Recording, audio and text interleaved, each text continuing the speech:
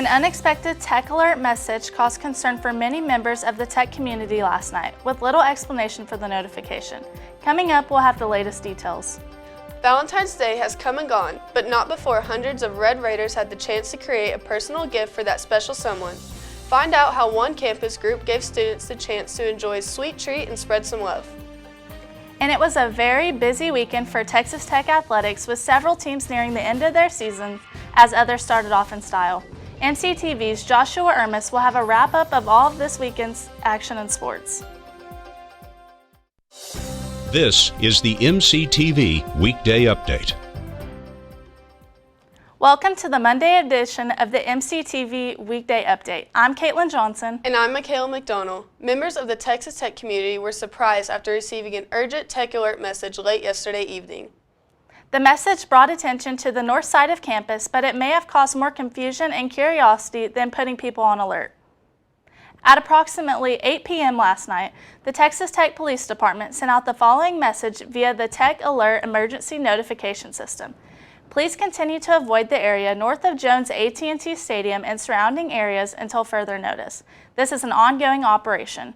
The unexpected message was the only notification sent to the university community until an all-clear message followed 30 minutes later. The message from TTU PD was sent after Lubbock police blocked off traffic around the Raider Park parking garage on Sunday night.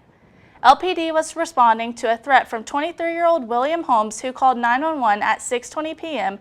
and told dispatchers that he was planning to shoot at the police from the top of the parking garage.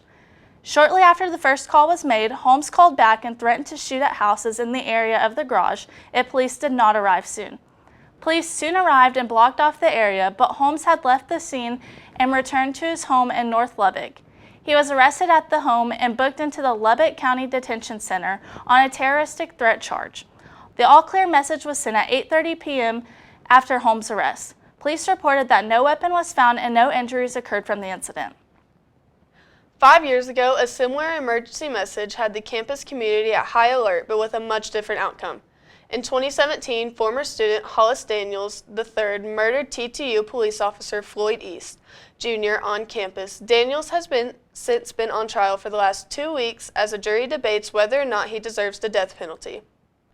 On Friday afternoon, Daniels' father, Dan Daniels, took the stand to testify on behalf of his son. Mr. Daniels and his wife, Janice, visited Hollis less than 2 weeks before the shooting.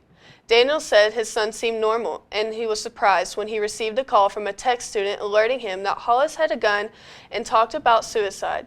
Daniels dropped off his wife at the airport to fly to Lubbock, and then he called the university's crisis hotline to ask them to check on Hollis.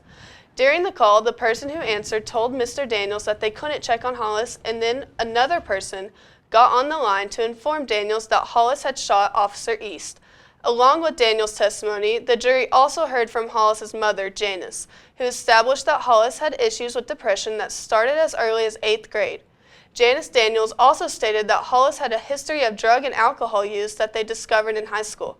The defense has presented several witnesses to help convince jurors that depression along with drug and alcohol abuse contributed to Officer East's death in October of 2017.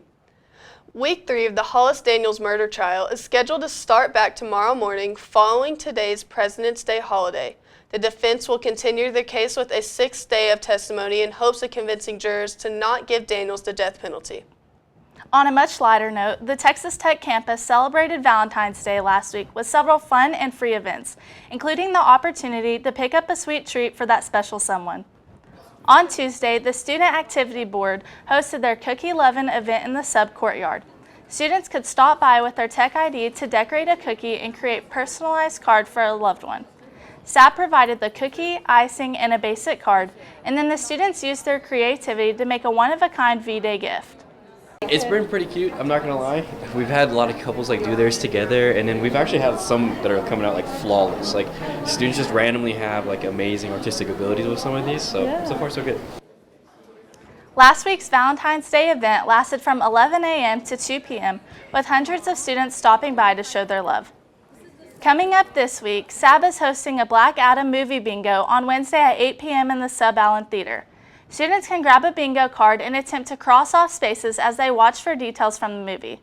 Winners will receive prizes, but there will also be free pizza, popcorn, and drinks for all attendees.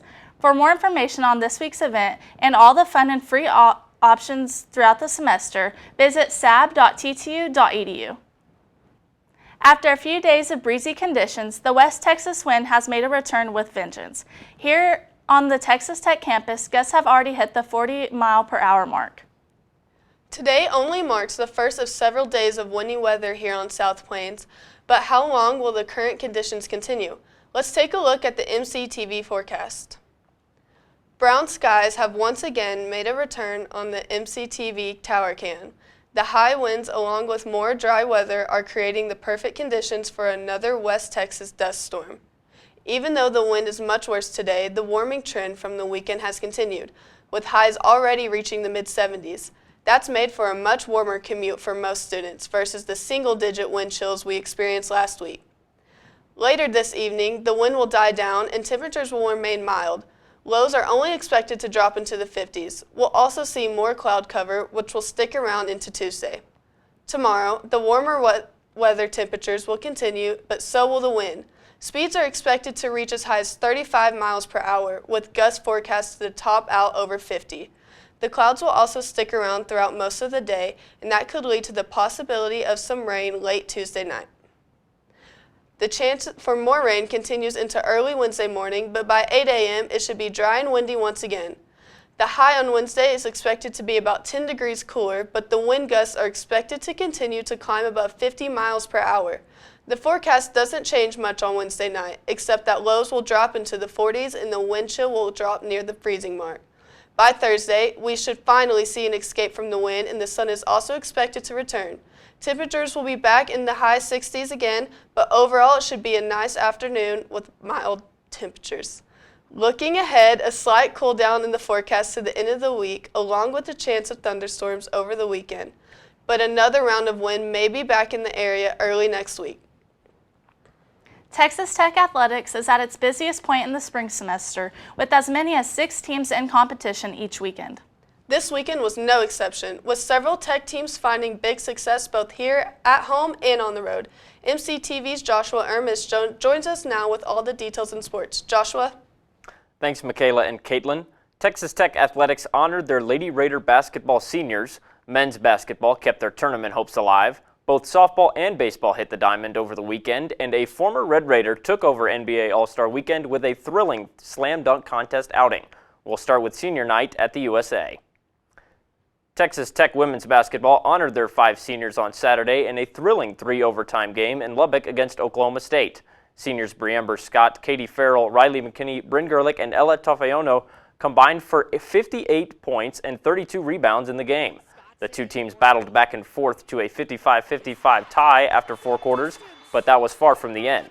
OSU started overtime hot, taking a 67-59 lead, but wouldn't score again, allowing Tech to battle back to a second overtime at 67-67.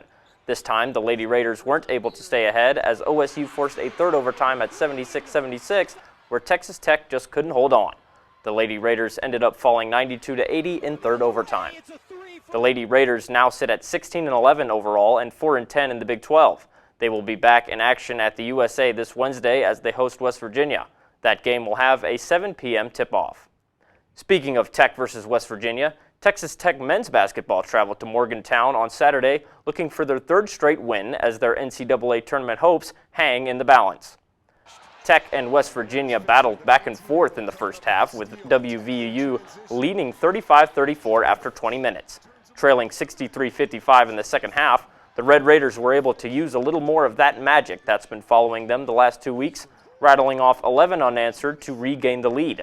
A handful of free throws from Fardaz Amack helped seal the deal as Tech beat the Mountaineers 78-72. The win was highlighted by a career-high 27 points from Jalen Tyson, a 14-point, 12-rebound double-double from Amack, and a Pop Isaacs return to the tune of 15 points. Texas Tech keeps their NCAA tournament hopes alive at 15-12 overall and 4-10 in the Big 12. They play Oklahoma in Norman this Tuesday at 8 p.m. Texas Tech took the diamond and dominated both baseball and softball, combining for a 12-2 weekend record. Number 24 Tech baseball dominated their opening series in Lubbock against Gonzaga with wins of 8-4, 10-3, and 12-3. They face Gonzaga again to close out the series this morning and beat them 9-8. Tech will start their next series in Lubbock against Western Illinois this Friday. Meanwhile, in El Paso, Tech softball dominated the Dr. Diana Natalicio Memorial Tournament, winning all 6 of their games. They sit at 9-2 and look to win the Mary Nutter Collegiate Classic in Palm Springs, California this Thursday. Finally, Texas Tech alum Mac McClung showed up and showed out in the slam dunk contest at the NBA's All-Star Weekend in Utah. McClung didn't miss a single dunk attempt and almost got a perfect 50 points in every round of the contest. It was easily one of the best contest performances in recent years, and we at Texas Tech congratulate him and wish him the best the rest of the season.